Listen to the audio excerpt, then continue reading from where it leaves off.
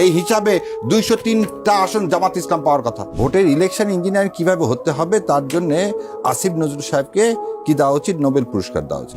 9 তারিখের পর থেকে 10 তারিখে বন্ধ, 11 তারিখে বন্ধ, 12 তারিখে বন্ধ, 13 তারিখে বন্ধ, 14 তারিখে বন্ধ। তাহলে 10, 11, 12 এই 3 দিনের যত পোস্টাল, সে পোস্ট ডেলিভারি হবে কবে?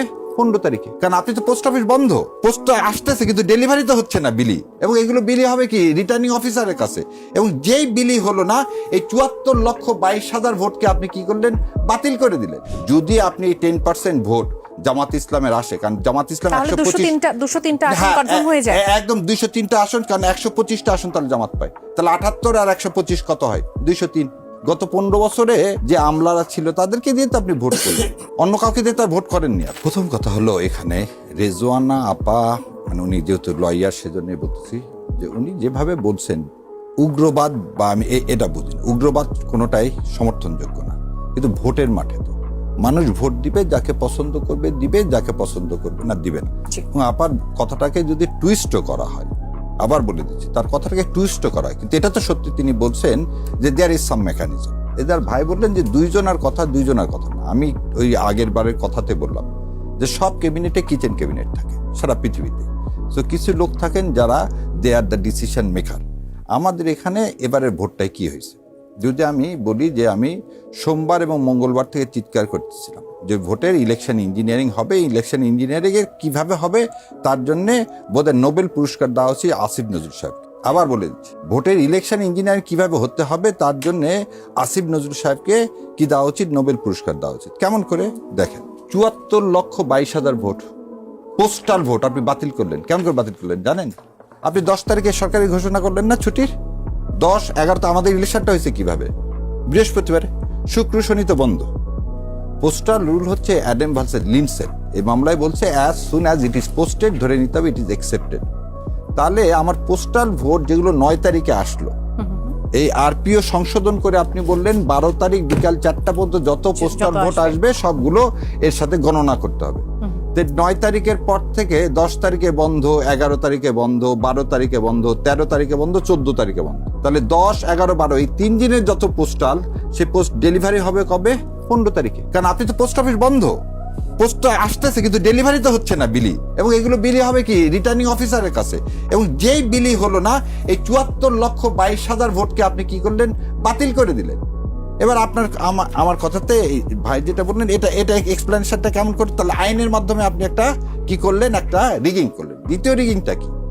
5টা জিনিস এবারে ইলেকশনটাকে কারচুপি করলেন। সেদিন আমি বললাম যে মঙ্গলবারে না সোমবারে আমি বোধহয় ইউকে দিছিলাম যে যেভাবে ইলেকশন হচ্ছে তাতে কিন্তু ফ্রি ফেয়ার ইলেকশন হবে না। ইউ যে কমিটি, সেই কমিটিকে আমি পুরো লিখিত পাঠাইছিলাম। যে কেন লিখিত পাঠালাম?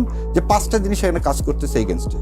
সে হচ্ছে মিডিয়া, দ্বিতীয় যে জিনিসটা বলছে সিভিল ব্রুকেট কি? এই যে ভাই কেন রাষ্ট্রপতির কথা বললাম, গত 15 বছরে যে আমলারা ছিল তাদেরকে দিয়ে তো আপনি ভোট করলেন, অন্য কাউকে দিয়ে তো আর ভোট করেননি। আপনি ভোটের রেজাল্টটা চেঞ্জ করলেন কখন? যেমন একটা উদাহরণ দিই, ইলেকশন কমিশনের সেক্রেটারিকে চেঞ্জ করার কথা সবাই বললো, বিএনপি বললো ওনাকে চেঞ্জ করলে আমরা ইলেকশনই করবো না। তখন বলা হয়েছে ঠিক আছে। আজকে যে বললো ভাই একটু আগে যে মেনে নিছে বাংলাদেশ জামাত ইসলামের আমির সাহেব কি বলছেন, বুকে অনেক ব্যথা নিয়ে মেনে নিলাম, কারণ যদি মেনে না নিতাম তাহলে এদেশে অস্থিরতা সৃষ্টি হতো। সেই ব্যথাটা কি এখন আমরা জানতে পারছি? এখনো আছে। কেন ব্যথাটা মানেটা কি? ব্যথাটা কি বাড়লো?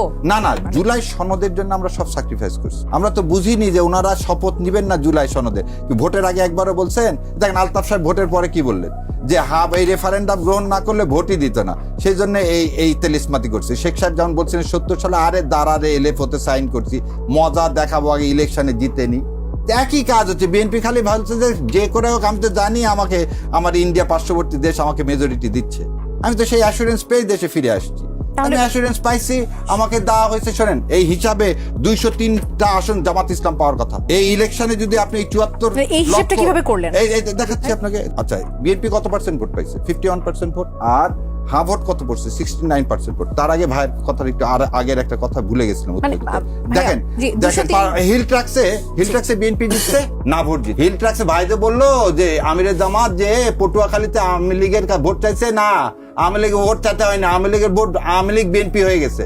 সেই জন্যই রাষ্ট্রপতি কালকে কি বলে দিলেন, বাংলাদেশ জিন্দাবাদ। আর জয় বাংলা বলতেছেন না, উনি তো এখন আওয়ামী লীগ থেকে বিএনপি হয়ে গেছে, তার মানে আওয়ামী লীগকে পুনর্বাসন করার শাহরুখ দরকার ভাই, নাই। আপনি বললেন যে রাষ্ট্রপতি একটা প্রতিষ্ঠান পরিবর্তন হলো নাকি এখন শুধু বিএনপি হয়ে গেল, সেই প্রশ্ন থাকলে 203 আমি আচ্ছা 5টির যে বিষয়টা ওটা মাত্র দুটো আমি বলে বলেছেন, দিই- মিডিয়ার কথা বলেছেন, মিডিয়া আসলে বলে দিচ্ছি কোন আপনাকে। পক্ষটা না, অবলম্বন করেছিল? আপনি একটা জিনিস দেখেন, মিডিয়ার কথাটাই বলতেছি আমরা, বলতেছি কি সবাই সব মিডিয়ার কথা বলছে তা কিন্তু বলি না, আবার এটাও ক্লিয়ার করে দিলাম, সব মিডিয়া না বল, আমরা বলতেছি যে সেদিন যে ইলেকশন ইঞ্জিনিয়ারিং হয়েছে তার মধ্যে মিডিয়ার একটা পার্ট ছিল। যেমন সিভিল ব্রুকেটিকে আমরা সবাইকে বলবো না, তাহলে তারা আপনি 75টা সিট পাইতেন না। আমার হিসাবে, আমার ব্যক্তিগত, এবং বলতেছি এটা রেসপন্সিবল টু মাইন্ড, যে আমার হিসাবে যদি আপনি 10% ভোট জামাত ইসলামের আসে, কারণ জামাত ইসলাম তাহলে 203টা আসন হ্যাঁ, কনফার্ম হয়ে যায়। একদম 203টা আসন, কারণ 125টা আসন তাহলে জামাত পায়, তাহলে 78 আর 125 কত হয়, 203। আপনি এই ক্যালকুলেশনটা করে আপনি 125টা আসনকে কিভাবে 18% ভোটটাকে আপনি বাতিল ঘোষণা করে জামাত ইসলামকে 78টা দিয়ে দিলেন।